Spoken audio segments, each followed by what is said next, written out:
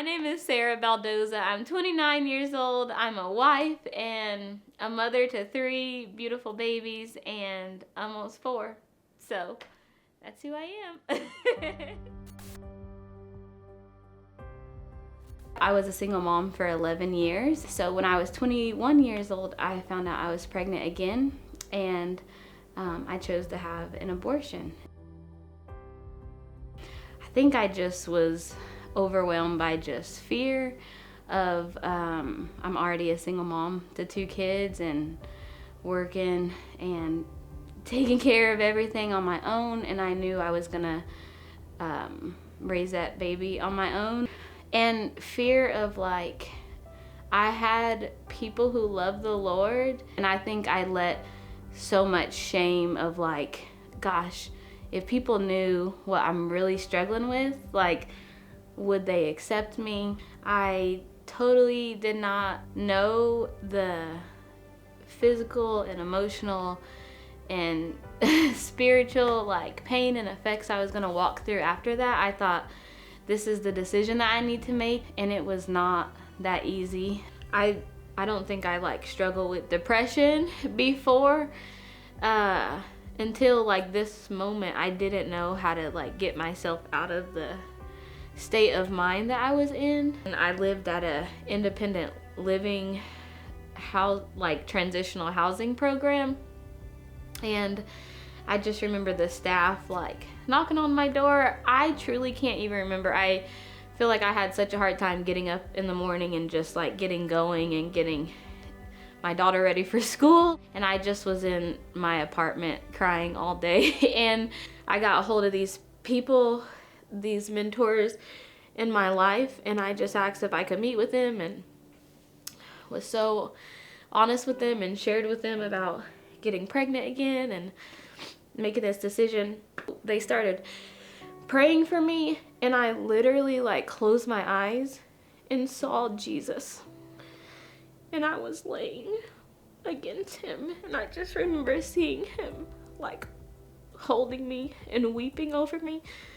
And I just remember like at that moment, I don't even know what they were praying, like not leading me through this. He just showed up, and I felt like I had all these lies of just condemnation and just feeling like he couldn't love me anymore. You know, like I made this decision. He's probably so mad at me. Like I have to walk this out and be good for so long before I can earn, you know, his love again.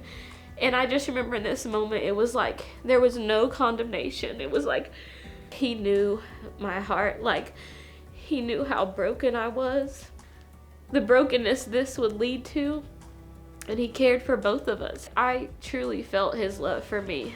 Every single time I read Psalm 139, like I just would weep. I just read about the way that the Lord created us and knit us together in our mother's womb, and I feel like there just is something powerful about that. Like, I mean, I know I made the decision to have the abortion, but I just felt like, anyways, his word, it was like, just brought healing. I feel like I was able to like grieve and be real with the Lord. There's something so powerful just about whenever you begin to be real and vulnerable with where you are. It's like the enemy can't hold this shame over you anymore, you know, like you just begin to break out of that shame. I just really began to learn who I was as his daughter.